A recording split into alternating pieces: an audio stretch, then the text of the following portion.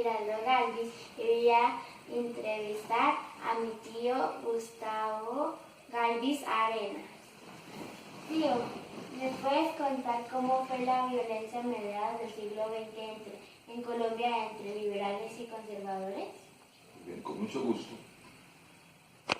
Vamos a ir un poquito atrás. En 1930 triunfó el Partido Liberal en Colombia y fue elegido Enrique Olaya Herrera. El país llevaba más de 40 años con un gobierno del Partido Conservador.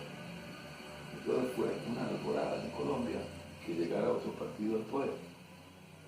Y ahí gobernaron Olaya Herrera, Eduardo Santos, Alfonso López Pumarejo.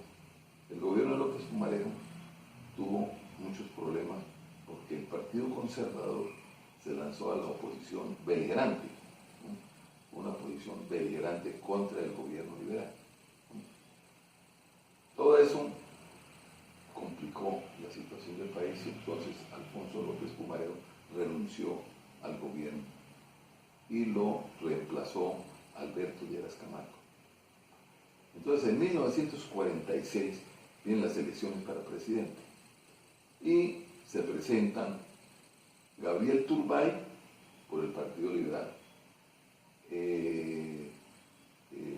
Mariano Ospina Rodríguez por el Partido Conservador y Jorge Eliezer Gaitán también por el Partido Liberal.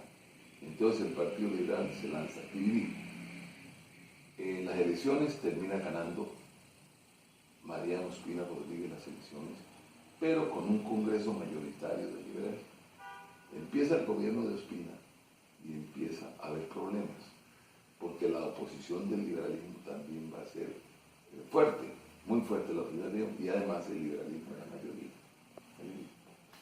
En eso empiezan algunos conservadores envanecidos con el triunfo, empiezan a hacer mano dura en algunos pueblos y empiezan a sacar a la gente de los pueblos, ¿no? Y la gente acosada por la política tienen que irse para Bogotá o para Bucaramanga o para alguna parte del país, huir de las zonas del Tolima o donde fuera, que empiezan a huir, a salirse de sus predios, a irse para las ciudades, ¿no? Eso empieza la violencia y trae el gobierno, hicieron una cosa boba, traer a unos ciudadanos que llamaban chulavitas, que era una policía política, ¿no? Y empiezan por un lado a perseguir y por otro lado a defenderse. Eso fue el caos que empezó. Es ahí cuando es escogido Gaitán como jefe del Partido Liberal, porque Turbay muere, ¿no? en París. Entonces Gaitán es elegido jefe del Partido Liberal. Entonces inicia una campaña en contra del gobierno. Y es ahí cuando sucede, o él protagoniza la célebre manifestación del silencio, que fue un conglomerado de ciudadanos por toda la carrera séptima en Bogotá, sin decir una palabra, hasta que llegaban a la Plaza Bolívar, y ahí Gaitán pronuncia un gran discurso, en todas las cosas pidiéndole al presidente no reformas sociales, sino que por favor haga que cese la violencia.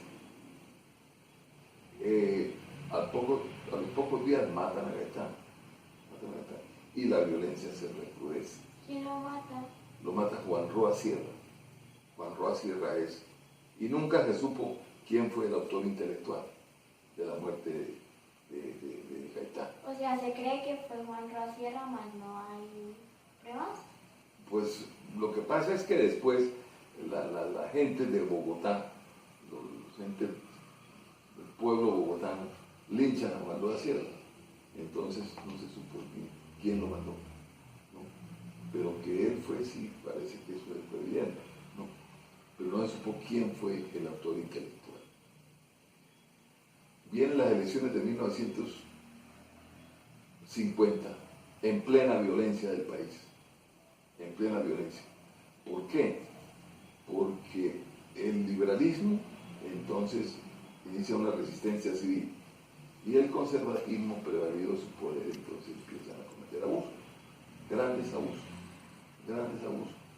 Y es ahí cuando entonces el liberalismo organiza o ayuda a organizar unas guerrillas liberales. Son guerrillas que se van a organizar en el Llano, y en el Tolima, y en algunos sitios. Aquí en Santander hubo también guerrillas, en San Vicente. Son guerrillas liberales, ¿sí? Para oponerse al gobierno conservador. Hasta 1953 está el país en guerra, ¿sí? En 1953 entonces da un golpe de Estado el general Gustavo Rojas Pinilla en contra del gobierno del doctor Laureano Gómez, quien había sido elegido en 1950, en plena violencia.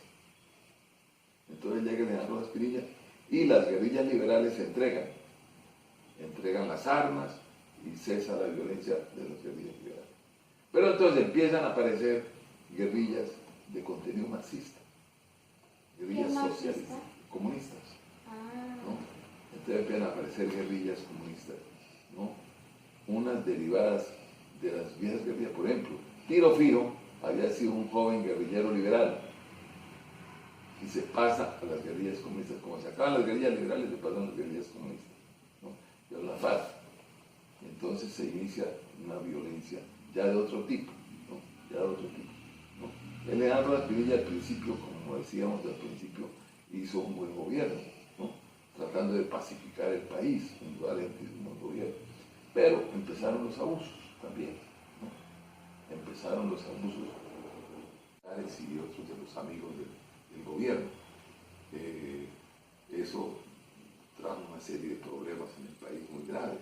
Hubo mucho contrabando de café, una serie de cosas importantes del lado negativo, ¿no?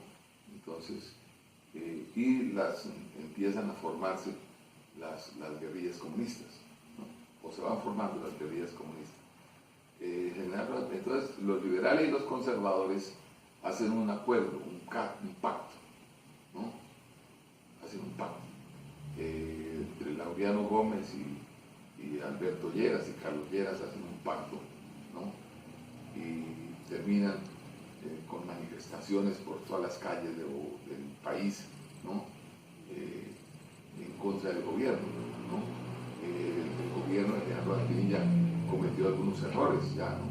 Por ejemplo, un día fue la hija de General Rojas Pinilla al Circo de Toros de la Plaza de la Santa María y empezaron a silbarla y llegaron los soldados y agarraron a tiros a todos los que estaban ahí en el Circo de Toros.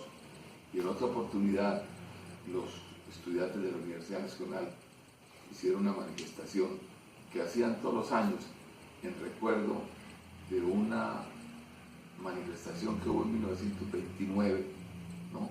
De estudiantes y que mataron a un estudiante, a Gonzalo Bravo Pérez.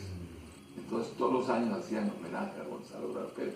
Y en esa oportunidad hicieron homenaje a Gonzalo Bravo Pérez y el ejército los cogió a tiros por las calles de Bogotá. Entonces todo eso fue agudizando el problema ya de General Rojas Pinilla, hasta que entonces Rojas Pinilla, pues en eso hizo una cosa buena, renunció al gobierno, renunció al poder, y nombró 5 generales que lo reemplazaran, ¿no? Esos 5 generales convocaron a un plebiscito del país para reformar la Constitución Nacional, que fue un pacto político en el cual